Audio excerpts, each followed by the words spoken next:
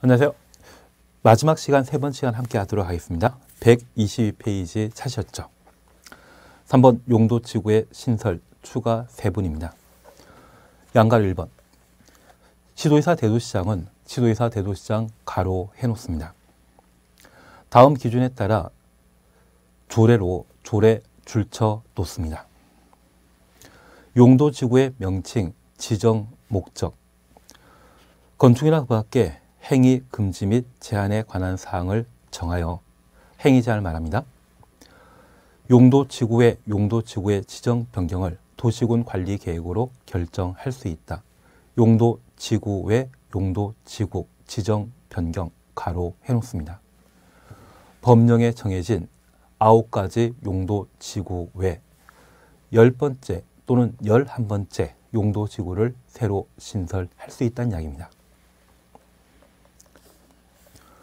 박스에는 용도지구 신설과 관련된 기준에 관한 사항들을 각각 볼 수 있는데 1번에 대해서는 크게 신경 쓰지 마시고 2번, 3번을 묶어 놓습니다. 용도지구 안의 행위 제한은 그 용도지구의 지정 목적 달성에 필요한 최소 한도에 그치도록 할 것. 필요한 최소한도 추정했습니다. 얘를 필요 최소한의 원칙이라 표현하고 있습니다. 그리고 2번입니다. 당해 용도지역, 용도구역의 행위 제한을 완화하는 용도지구 신설하지 아니할 것, 완화부터 아니할 것까지 가로 해놓습니다. 조례로 용도지구를 신설하게 되면 중앙에서 만든 법령의 하위 법률입니다. 상위법에 정한 행위 제한 규정을 하위법인 조례로 완화하는 용도지구 신설은 해서는 안 된다는 이야기입니다. 그래서 필요 최소 한도의 원칙이라는 말과 법에 있어서는 상하 한계가 형성된다는 것을 파악하시는 게 필요합니다. 중앙에서 만든 법은 법령이죠. 국회에서 만든 법을 법률이라 하고 대통령이 만드는 법, 시행령, 장관이 만드는 법, 시행 규칙인데 조례에서 만든 법은 하위법에 해당되는 것으로서 하위법으로 상위법의 행위 제한을 완화하는 용도지구 신설은 할 수 없다는 이야기입니다. 그리고 2번입니다. 용도지구의 추가 세분입니다. 시도의사 대도시장은 시도의사 대도시장 가로 해놓습니다. 도시군 계획 조례가 정하는 바에 따라 조례 줄쳐 놓습니다. 경관지구를 추가적으로 세분하거나 가로 속에 특화 경관지구에 세분 포함한다. 중요시설물 보호지구, 특정 용도 제한지구 세분하여 지정할 수 있다. 경관지구부터 특정 용도 제한지구까지 가로 해놓습니다. 그러면 우리는 용도지구에 관한 사항을 함께 정리하고 있습니다. 용도지구와 관련된 개념에 대해서는 용도지역의 기능을 증진시킨다. 그 말 기억하시는 게 필요합니다. 우리가 다방에 출입하시면서 1인 1차를 선택하게 되었을 때 테이블 위에 있는 설탕이나 프림, 커피에 타드시게 되면 커피 맛을 좀 더 느낄 수 있죠. 이러한 것들을 용도지역 기능 증진이란 말로 달리 표현하게 됩니다. 그리고 용도지구와 관련되어 지정할 대상에 대해서는 법령에서 용도지구 지정할 대상을 9가지 정해 놓고 있고 대통령령에서는 5가지를 세분하도록 되어 있습니다. 그리고 두 번째, 용도지구는 지역의 특수한 사정을 고려하여 용도지구를 지정하는 것으로서 중앙에서 만든 법으로 정해진 용도지구를 해당 지역에 적용하게 되었을 때 특별한 목적을 달성하기 곤란하다고 하면 조례로 용도지구를 신설하거나 조례로 용도지구를 세분하거나 추가 세분할 수 있습니다. 조례로 용도지구를 신설하게 되면 법령에서 정한 용도지구와 비교하게 되었을 때 하위법으로 만든 개념입니다. 그래서 상위법에 해당되는 법령에 따른 용도지역, 용도지구의 행위 제한을 완화하는 용도지구 신설할 수 없다는 것을 기억해 놓으시고 조례로 용도지구 신설하게 되면 그 지정 목적 달성하기 위한 규제는 필요 최소한도에 거쳐야 된다. 그 정도를 확인해 놓습니다. 조례는 중앙에서 만든 법이다. 지방에서 만든 법이다. 지방에서 만든 법이죠. 우리가 법을 공부하게 되면 이 법은 중앙에서 만든 법과 지방에서 만든 법을 구분하게 되는데, 중앙에서 만든 법은, 국회에서 만든 법은 법률, 행정부가 만드는 명령을 대통령이 만들었다면 시행령, 장관이 만들었다면 시행규칙이라 표현하고, 지방자치단체에서 만든 법이 바로 조례가 되게 됩니다. 그러면 조례로 용도지구를 세분하거나 추가 세분하게 되었을 때 그 대상 4가지를 구분하시는 게 필요합니다. 바로 특경, 특중이란 말로 정리해 놓습니다. 최근 수사권과 관계된 사항을 검찰이 독점하다가 경찰로 일부 이양하게 되었습니다. 그러면 특검이란 말을 우리가 들어본 적이 있다고 하면 이제 특별경찰이란 말도 등장할 수 있겠죠. 그래서 특경이란 말, 그리고 이들은 아주 중요한, 특별히 중요한 사건을 다룬다. 그런 의미에서 특경, 특중이란 말로 정리해 놓습니다. 그래서 특화 경관지구를 세분하거나 경관지구를 추가 세분하는 것, 그리고 특정 용도 제한 지구 세분하거나 중요 시설물 보호지구 세분하는 것, 이러한 것들은 조례로 세분할 수 있다. 이 정도를 정리해 놓습니다. 그래서 도시군관리계획 결정권자가 용도지역, 용도지구를 지정하게 되면 법령에서 정한 용도지구는 총 5개이고 그 5개 중에 총 9가지이고 그 9가지 중에 5개에 대해서는 추가 세분할 수 있다는 것을 파악해 놓습니다.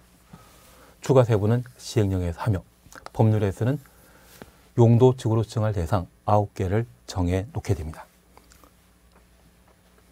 그래서 취계특보, 경복고, 방방이란 말 기억해 주시는 것과 5개 세분에 관한 내용을 각각 정리하시는 게 필요했습니다. 그리고 조례로 신설하는 것과 조례로 세분하거나 추가 세분한 대상, 특경, 특중이란 말로 각각 정리해 놓습니다.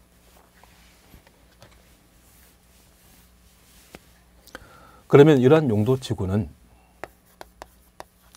도시군 관리계획 결정권자인 국토교통부 장관, 시도지사, 대도시장이 도시군 관리계획으로 용도지구를 결정고시, 결정과 같은 말이 지정고시입니다.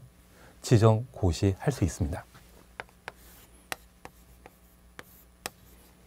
그런데 이런 결정권자에는 국토교통부 장관, 시도지사, 대도시장이 결정권자인데 국토교통부 장관이 빠진 시도지사, 대도시장이 도시군 관리계획으로 용도지구를 지정할 수 있습니다. 그 대상이 되는 것은 조례로 용도지구 신설한 것과 조례로 용도지구를 세분하거나 추가 세분한 것에 대해서는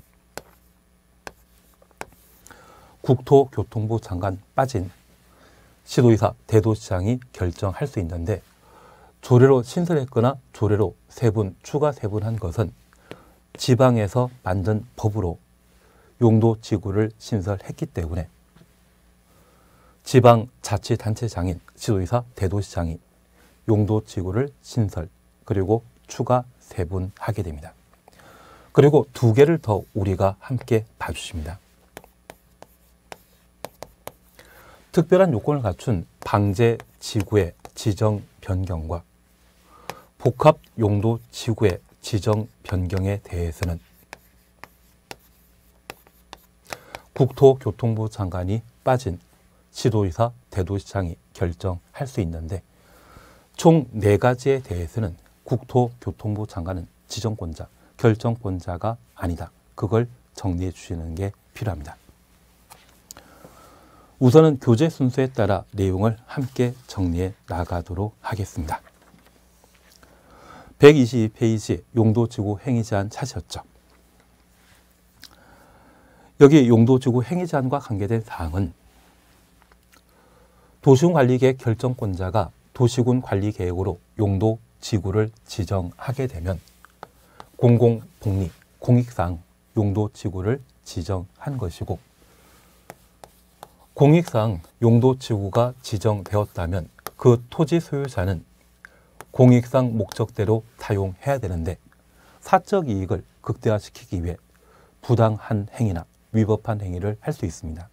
그에 대한 규제를 행위 제한이라 표현합니다. 우리는 행위 제한과 관련되어 건축 제한과 건폐율, 용적률 제한을 함께 공부하셨는데, 용도지구와 관련된 행위 제한은 건축 제한을 가하는 것이 특징이며, 건폐율과 용적률에 관한 행위 제한은 용도지구가 지정되었다 할지라도 용도지역의 건폐율, 용적률을 그대로 따라가도록 되어 있습니다. 그래서 우리 건폐율과 관련되어 주거지역의 경우에는 567이란 말 기억나시죠? 3종 일반 주거지역의 경우는 건폐율 50%이다. 그리고 상업지역과 관련되어서는 9887이었습니다. 공업지역 건폐율은 70이고 녹관농자의 건폐율은 20%인데 계획관리지역만 40. 그리고 용적률과 관련되어서는 주거지역은 1, 3, 5였습니다. 1부터 3 사이에는 50%씩 용적률 높아진다는 것 구분해 놓으시고, 상업지역과 관련된 용적률은 5, 3, 1, 9였죠. 용도지역 바뀔 때마다 200%의 용적률이 낮아지게 됩니다. 공업지역과 관련되어서는 3, 4, 전용공업지역은 300, 준공업지역은 400. 녹관농자의 경우는 용적률 80인데 자연녹지지역과 생산녹지지역, 계획관리지역 그 세 가지만 용적률을 100%로 적용했었습니다. 이러한 건폐율 용적률은 용도지구 지정되더라도 용도지역의 건폐율, 용적률을 그대로 적용하고, 저 용도지구가 지정되게 되면 건축 제한이 강화되거나 완화되게 됩니다. 그래서 용도지구가 지정되게 되면 건축 제한만 강화하거나 완화한다. 그 방법에 관한 사항을 이제 함께 공부해 나가십니다. 통상 이러한 건축 제한에 대해서는 도시군 계획 조례로 건축 제한을 결정하도록 되어 있습니다. 조례가 아닌 다른 방법으로 제한하는 것, 예외에 관한 사항을 함께 정리해 나가시는 게 필요합니다. 그러면 양갈 1번 경관지구의 행위 제한입니다. 동그라미 1번입니다. 경관지구 안에서는 한 줄 밑에 도시군 계획 조례가 조례 주청없습니다. 정하는 건축물을 건축할 수 없다. 그래서 경관지구의 행위 제한은 조례로 결정한다라는 것 확인하십니다. 내가 올해 중개사 시험에 합격하시고 개업하시게 되면 실무를 담당하게 되었을 때 토지를 거래, 중개할 수 있을 겁니다. 그렇게 토지를 거래, 중개하고자 하는데 그 토지에 용도지역만이 아니라 용도지구가 지정되어 있다고 하면 그 토지를 어떻게 사용할 것인지 구체적인 내용에 대해서는 조례를 열람하여 해당 토지에 대한 이용 가치를, 이용 방법을 컨설팅 하실 수 있습니다. 그래서 용도지구가 지정되었을 때는 뭘 뒤져본다? 해당 특광시군의 조례 열람하심으로써 그 용도지구에 무엇을 만들 수 있고 무엇은 건축할 수 없는지 그에 관한 사항들을 파악할 수밖에 없습니다. 그리고 2번 경관지구 안에 건축물의 건폐율 등에 대해서는 조례로 정한다. 그래서 경관지구와 관련된 행위 제한은 조례에 따른다라는 것을 확인해 놓습니다. 그리고 2번입니다. 고도지구 안의 행위 제한입니다. 고도지구 안에서는 도시군 관리계획으로 도시군 관리계획 줄쳐 놓습니다. 그리고 가로해 놓습니다. 높이를 초과하는 건축물을 건축할 수 없다.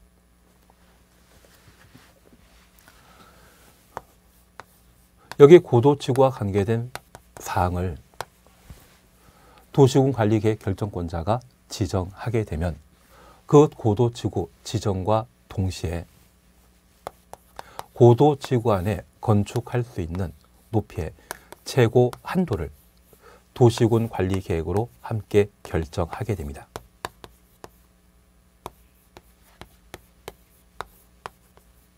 그래서 용도지구가 지정되게 되면 일반적인 행위 제한은 조례에 따르는 것이 특징이지만 첫 번째 예외로서 고도지구가 지정되게 되면 그 높이 제한은 조례가 아닌 도시군 관리 계획으로 함께 결정하게 됩니다. 3번 방제주관 행위 제한입니다. 동그라미 1번입니다. 방제주관에서는 재해 예방에 장애가 된다 인정하여 도시군 계획 조례가 정하는 건축물을 건축할 수 없다. 조례 줄쳐 놓습니다. 그리고 동그라미 2번입니다. 방제주관의 용도 지역 안에 건축 제한 중에 층수 제한에 있어서는 1층 전부를 필로티 구조로 하는 경우 필로티 부분은 층수에서 제외한다. 방제지구의 가장 대표적인 것이 홍수가 발생했을 때 물이 잠기는 경우가 있습니다.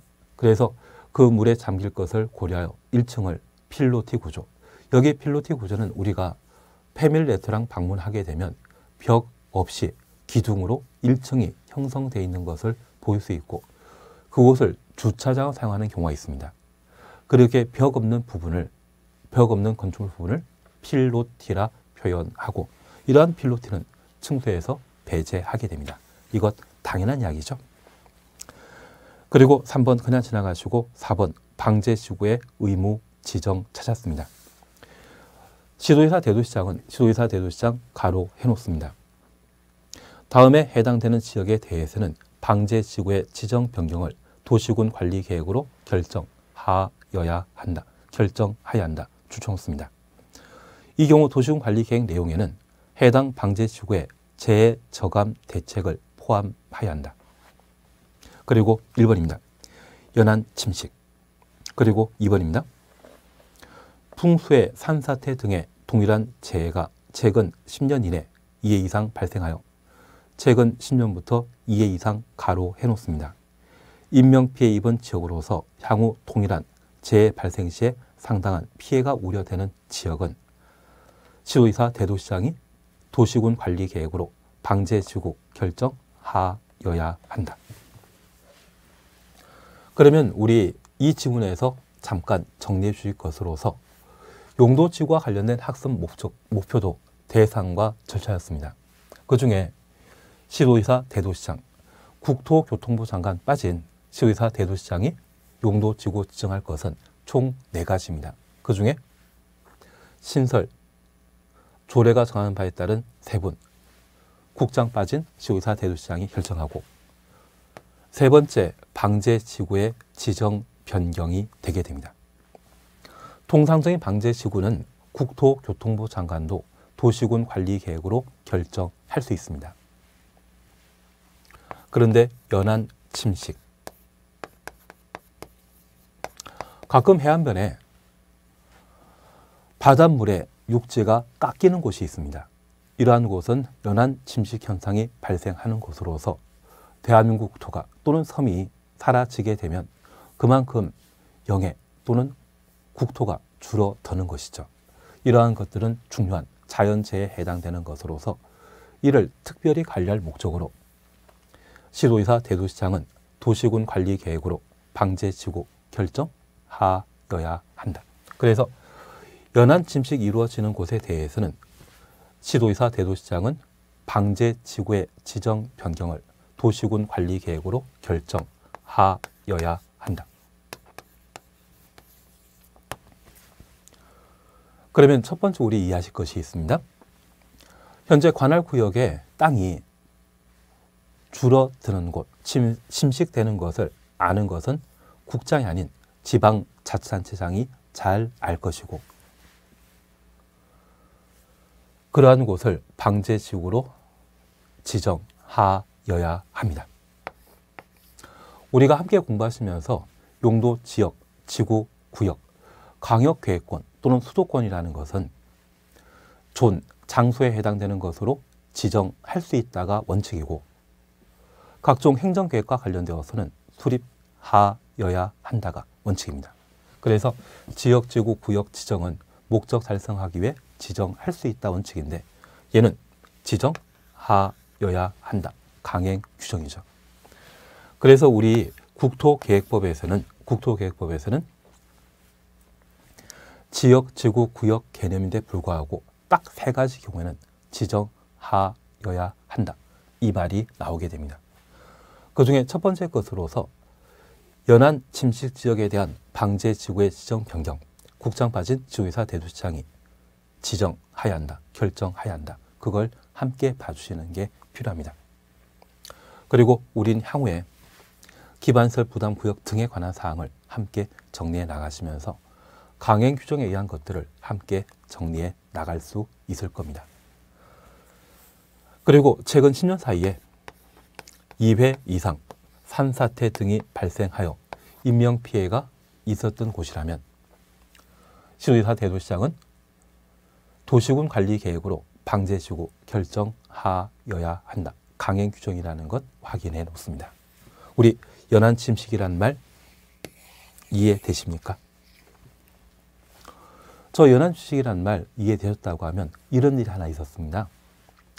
예전에 기획 부동산 하시는 분 그리고 보이스 피싱 하는 분이 두 분 다 말로 먹고 사시는 분들이거든요.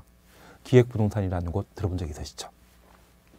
그런데 보이스 피싱 하는 분이 어떻게 잘못 전화해서 기획 부동산에 전화를 하게 되었다고 합니다. 그리고 그 기획 부동산의 말에 넘어가셔가지고 연안 침식 현상 발생하는 곳에 호텔 부지랍시고 넓은 땅을 매입한 적이 있는데 완전 적자이시겠죠. 그래서 이 연안 침식 현상 또는 나쁜 땅이라 할지라도 비싸게 파는 기획 부동산 그런 분들 만나시면 우리는 실패하지 않을까 싶습니다. 그래서 우리 인생에 성공하고자 한다고 하면 내가 잘하는 것도 필요하지만 도움이 안 되는 사람들을 안 만나는 것도 하나의 방법이 되지 않나 싶습니다. 나중에 우리 기획부동산 한번 필요한 때를 느끼실 수 있을 겁니다. 내가 부동산 중개업했는데 계약하는 마음 가지고 우리 사무실에 방문했는데 불구하고 그 사람 붙잡지 못해서 계약 놓치는 경우 있거든요. 그런데 이 기획부동산은 방문하는 분들 아무 생각 없이 절대 계약하지 않겠다고 찾아가셨다고 말에 넘어가셔가지고 계약서에 서명을 날인하고 나오는 경우가 있습니다. 그리고 그 다음날 그 계약 취소하고자 백방으로 분주히 뛰어다니는 분들도 참 많으시더라고요. 그래서 내가 계약 체결을 잘 성사시키지 못한다 그런 느낌이 드신다고 하면 서울 강남역부터 역삼역 또는 선영 사이에 기획부동산 꽤 있거든요. 그러한 곳에 한 직원으로 6개월 정도 일해 보시게 된다고 하면 그 기획부동산의 노하우를 좀 어느 정도 익혀 내가 창업하게 되었을 때 계약 체결 많이 하는 부동산 중개업소로 성공하지 않을까 싶습니다. 가끔은 도움되는 경우도 있는 것 같습니다.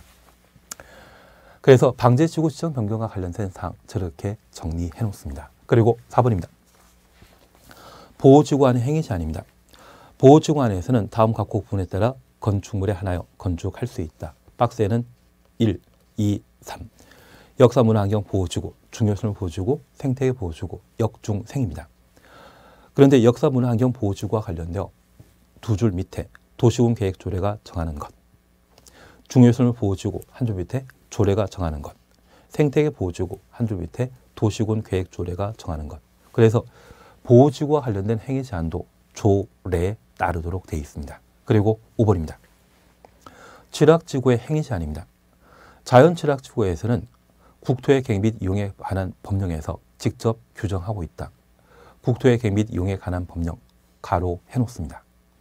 그래서 자연취락지구에 건축할 수 있는 건축물에 대해서는 법령에서 정해 놓고 있다. 시행령에 정해 놓고 있다.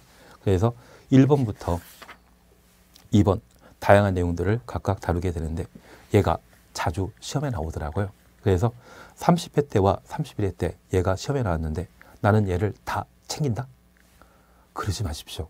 잘 찍으시면 정답이 눈에 보이지 않나 싶습니다. 그래서 여기 자연취락지구와 관련되어서는 우선 딱 하나만 기억해 놓습니다. 자연취락지구로 지정할 수 있는 대상은 녹관 농자이죠.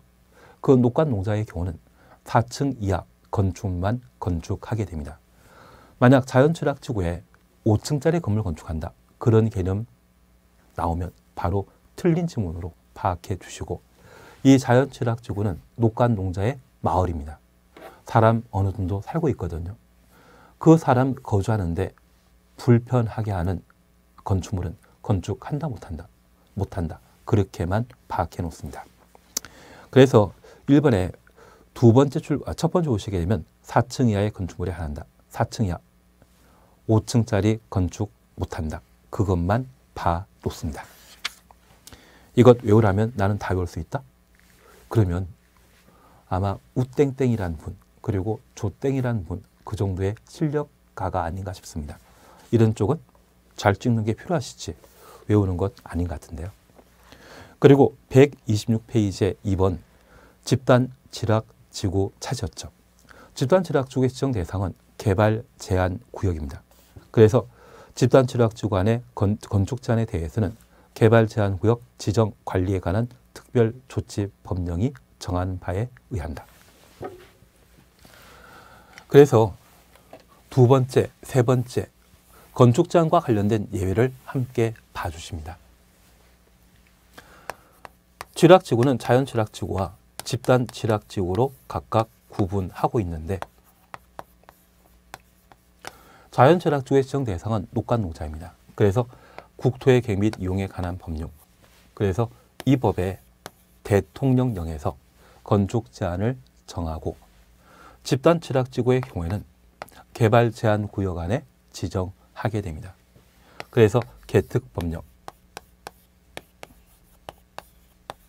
개발 제한 구역 지정 및 관리에 관한 특별 조치 법령에서 건축 제한을 적용하게 됩니다. 통상적인 용도 지구가 지정되게 되면 건축 제한 규정은 조례에 따르도록 되어 있지만, 고도 지구의 경우는 도시군 관리 계획으로, 자연 취락 지구에는 국토 법령, 집단 취락 지구의 경우는 개특 법령에서 건축 제한을 적용한다. 그렇게 구분해 놓습니다. 6번 개발 진흥 지구의 행위 제한입니다. 동그라미 1번입니다. 지구 단위 계획 또는 관계 법률에 따른 개발 계획을 수립하는 개발 진흥 지구에서는 지구 단위 계획 또는 관계 법률에 따른 개발 계획에 위반하여 건축물 건축할 수 없다. 그래서 지구 단위 계획부터 개발 계획까지 가로해 놓으시고, 개발 진흥 지구의 행위 제한은 조례가 아닌 개발 계획, 지구 단위 계획에 따르도록 되어 있습니다. 그리고 동그라미 2번입니다. 지구 단위 계획 또는 개발 계획이 수립되기 전에는 수립되기 전 줄쳐 놓습니다. 개발 진흥 지구의 계획적 개발에 위배되지 아니하는 범위에서 도시군 계획 조례가 정하는 건축물을 건축할 수 있다. 조례 줄쳐 놓습니다. 그리고 3번입니다. 지구 단위 계획 또는 관계 법률에 따른 개발 계획을 수립하지 아니하는 줄쳐 놓습니다. 개발 진흥 지구에서는 해당 용도 지역에서 허용되는 건축물을 건축할 수 있다. 해당 용도 지역에 허용되는 가로해 놓습니다. 그러면 통상 행위 제한에 대해서는 조례로 결정하는 것이 원칙인데, 고도 지구의 경우는 도시군 관리 계획으로, 자연 취락 지구의 경우는 대통령령, 집단 취락 지구의 경우는 개특 법령에서 결정하고, 이제 네 번째 개발 진흥 지구입니다.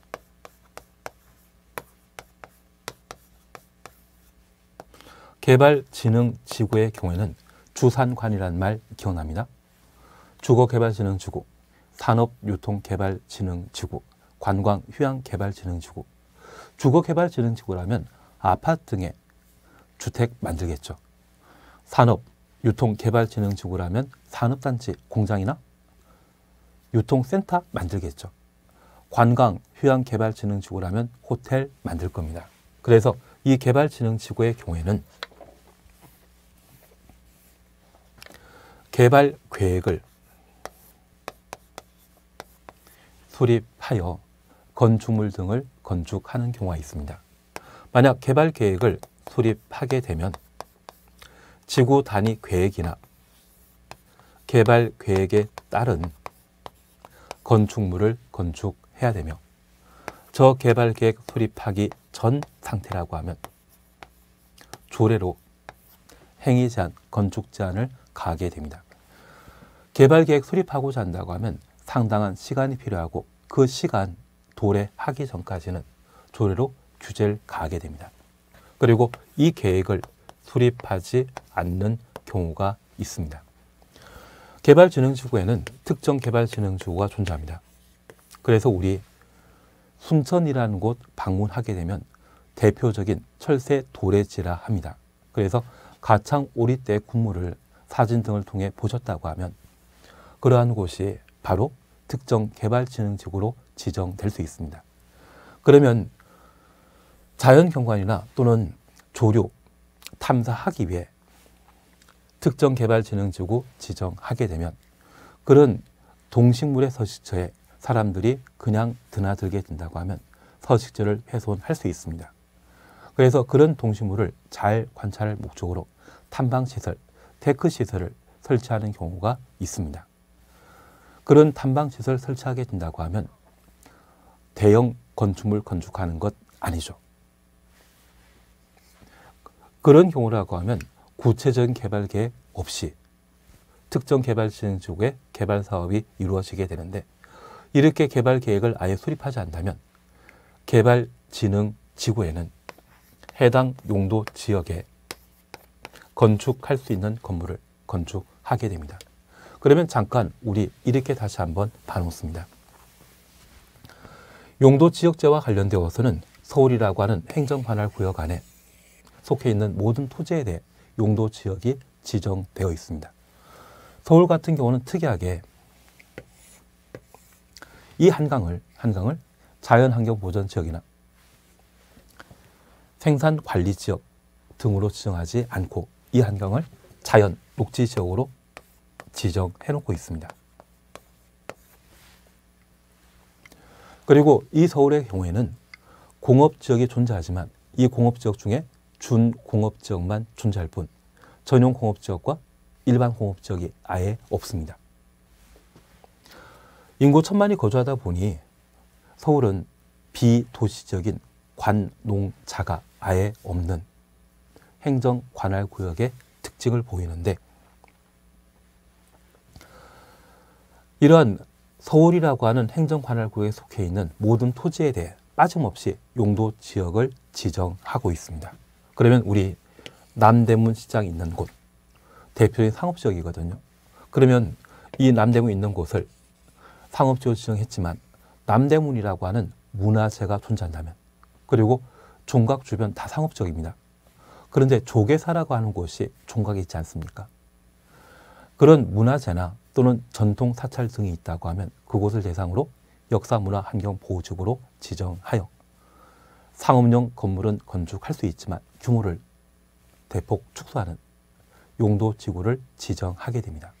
그래서 이 용도지역제는 서울이라고 하는 행정관할구역 안에 토지에 대한 1차적 이용 규제에 해당되고 용도지구는 2차적 토지 이용 규제에 해당되는데 저 용도지구 지정할 필요가 있는 일부 지역에 대해서만 국지적으로 미시적으로 해당 지역의 특성을 고려하여 지정하는 것이 용도지구가 되게 됩니다.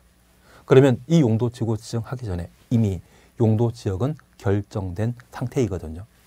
특별히 개발진흥지구 지정했는데 개발계획을 수립하지 않는 곳이라고 하면 1차 토지이용 규제에 해당되는 용도지역은 이미 정해져 있고 그 용도지역에 따른 건축 제한을 계속 가하겠다는 이야기입니다.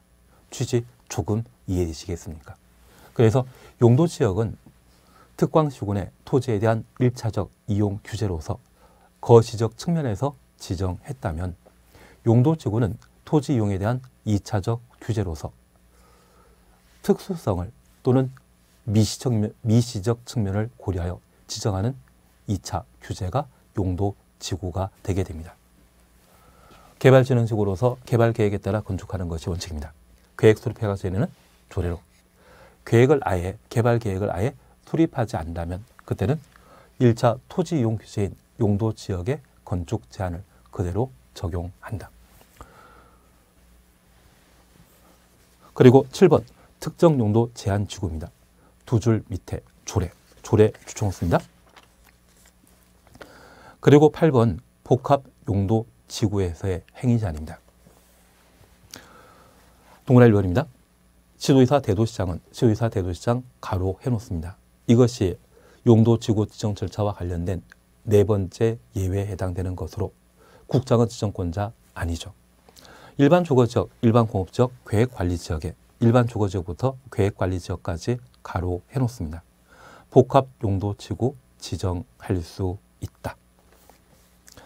동그라미 2번 복합용도지구의 지정 기준과 관련되어 1번 꼭 한번 보셔야 됩니다. 용도지역 변경 시에 기반설이 부족해지는 등의 문제가 우려되어 해당 용도지역의 건축 제한만을 완화하는 것이 적합한 경우에 지정할 것. 건축 제한만 완화. 줄쳐놓습니다. 2번 그냥 봐놓습니다. 3번입니다.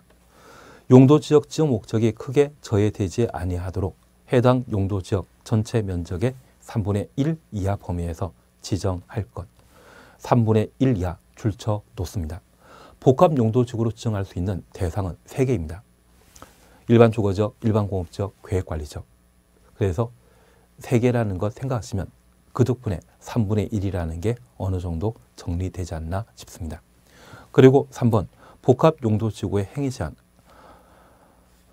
두 줄 밑에 조례가 정하는 건축물 건축할 수 있다. 복합용도지구의 행위 제한은 조례에서 결정한다라는 것 확인해 놓습니다. 최근 일반 주거지역과 일반 주거지역에 지정된 복합용도지구의 행위 제한을 시험에 출제한 적이 있는데 일반 공업지역이나 계획관리지역의 행위 제한 규정 얘는 천천히 정리해 나가시는 게 필요하지 않나 싶습니다. 그러면 잠깐 살펴보실 것이 있습니다. 우리가 행위 제한에 관한 내용을 함께 정리하시는데 복합용도지구마저 대부분의 용도지구의 행위 제한은 어디에 따른다? 조례로 행위 제한을 가하도록 되어 있습니다. 딱 4개 예외 적용됩니다. 고도지구의 경우는 도시군 관리계획으로 정하는 높이 초과여 건축할 수 없다. 고도지구 행위 제한은 어디에서? 도시군 관리계획으로. 그리고 자연취락지구와 집단취락지구 기억나시죠?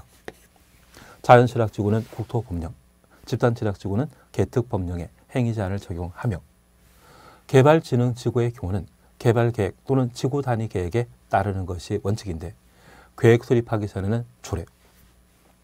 개발계획을 아예 수립하지 않는 경우라면 용도지역의 건축 제한을 그대로 적용한다.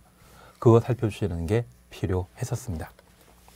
그리고 두 번째, 우리 128페이지에 복합용도지구의 행위 제한과 관련되어 동그라미 1번 찾으셨죠. 현재 용도지구는 국장을 포함한 결정권자가 도시군 관리계획으로 지정, 변경할 수 있습니다. 예외, 국장 빠진 시도의사, 대도시장이 용도지구를 지정할 수 있는데 조례가 정하는 바에 따라 용도지구를 신설했거나 세분, 추가 세분하는 것. 세분, 추가 세분은 특경, 특중이란 말로 정리하기로 하셨죠. 그리고 세 번째, 연안 침식. 자고 나면 땅이 줄어드는 그러한 곳이 연안 침식입니다.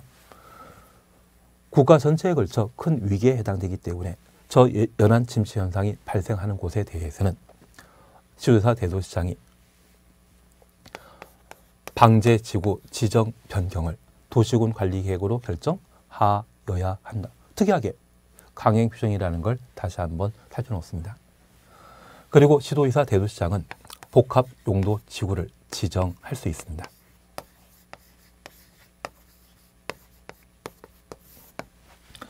그러면 시도의사 대도시장이 복합용도지구 지정할 수 있다면 국토교통부 장관은 복합용도지구 지정한다 못한다? 못한다라는 것을 다시 한번 살펴놓습니다. 그러면 이제 얘만 잠깐 정리하고 이번 주 수업을 마무리하시는데 현재 복합용도지구의 지정 대상은 일반 공업지역, 계획관리지역. 일반 상업지역은 복합용도지구의 지정 대상이 아니다. 11개입니다. 우리 개한다는 이야기 들어본 적 있죠? 그래서 하루에 돈 1,000원, 2,000원씩 적립하는 개 할 수 있겠죠. 그리고 11개를 복합용도지구로 지정하게 되는 것은 행위 제한 중에 건축 제한만을 완화하고자 복합용도지구를 지정할 수 있고 11개, 해당 용도지역의 전체 면적의 3분의 1까지만 복합용도지구로 지정할 수 있습니다. 하나 이해하실 것이 있습니다. 최근 서울 같은 경우는 주택 공급이 부족하여 주택 가격이 엄청 많이 뛰어올랐습니다. 이번 정권에서 잘한 것인지 못한 것인지 잘 모르겠지만 지난 정권인 MB 때나 또는 박근혜 대통령 시절에 서울 아파트 가격이 바닥이었던 것 생각하면 그 당 정권에서는 명운을 걸고 아파트 가격 올리는데 일조를 했던 것 같습니다. 그러면 주택 공급량이 부족해지게 되면 일반 주거지역을 준주거지역으로 변경하여 용적률 높여 많은 주택 건설을 시도하고자 합니다. 그런데 일반 주거지역이었을 때 3종 일반 주거지역이라면 용적률 300%인데 준주거지역으로 용도 지역을 변경하게 되면 그 용적률은 500%가 되어버립니다. 이렇게 건물이 크게 지어지게 되면 건축물의 개발이 집중되었을 때 인구는 늘어나게 되고 기반설의 수요도 함께 증가되게 됩니다. 새로운 기반설의 설치가 곤란해지게 되면 건축물을 무한정 개발하는 것은 좀 곤란하겠죠. 그래서 건폐율, 용적률 완화는 생각하지 않고 오직 뭐만? 건축 제한만을 완화하고자 했을 때 복합용도지구를 지정할 수 있는 겁니다. 취지 이해하시겠습니까? 그리고 이러한 복합용도지구 지정할 수 있는 자는 국장 빠진 지도의사 대도시장이 복합용도지구 지정할 수 있고 구체적인 건축 제한에 관한 사항은 어디에 따른다? 조례에 따르도록 되어 있습니다. 그래서 일반 주거지역 최근 기출문제 출제되었기 때문에 다음에 우리가 공부해 나가게 되면 일반 공업지역에 관한 사항들을 정리해 나가시는 게 필요할 겁니다. 잠깐 살펴놓습니다. 일반 공업지역에는 준공업지역에 허용되는 건축물, 조례가 정하는 바에 따라 건축할 수 있는데 다음에 해당되는 건축물은 조례가 정한다 할지라도 건축할 수 없습니다. 아파트 추천없습니다. 아파트 건축할 수 없고 단란주점 및 안마시설 추천없습니다. 노유자 시설 조례가 정하는 바에 따라 일반 공업지역에 지정된 복합용도지구에는 건축할 수 없다. 그러면 일반 공업지역이라고 하면 GM 자동차 공장 또는 반도체 공장이 존재하는 것으로서 규모 큰 공장이 들어가 있는데 규모 큰 주거 형태인 아파트는 건축할 수 없다는 이야기입니다. 그리고 저 일반 공업지역에는 근로자가 참 많은데 이들이 매달 받게 되면 월급 집에 잘 들고 가야 되죠. 중간에 단란주점이나 안마시술에 세게 되면 월급 제대로 들고 가지 못하기 때문에 일반 공업지역에 지정된 복합용도지구에 건축할 수 없습니다. 그리고 노유자 시설, 유치원 등을 말하는데 일반 공업지역에는 젊은 근로자가 참 많기 때문에 어르신이나 아기들은 있다 없다? 없다. 그래서 이 네 가지에 대해서는 일반 공업지역에 지정된 복합용도지구에 조례가 정한다 할지라도 건축할 수 없는 건축물이 되게 됩니다. 일반 공업지역에는 큰 공장이 들어서기 때문에 큰 규모의 주거 형태인 아파트 건축할 수 없다. 근로자가 월급 집에 잘 두고 가야 되기 때문에 단란주점과 안마시술소 건축할 수 없다. 일반 공업지역에는 근로자가 활동하는 공간으로서 어르신이나 아기들은 없기 때문에 노유자 시설 건축할 수 없다. 그렇게만 구분해 놓습니다. 우리는 용도지구와 관련되어 대상, 절차, 그리고 행위 제한에 관한 내용을 각각 정리하셨습니다. 항상 우리 공법학습 방법은 저 세 가지이죠. 이번 주는 여기까지 함께 하시고 다음 주에 용도, 구역 등에 관한 사항들을 함께 정리해 나가도록 하겠습니다. 이번 주도 수고하셨습니다.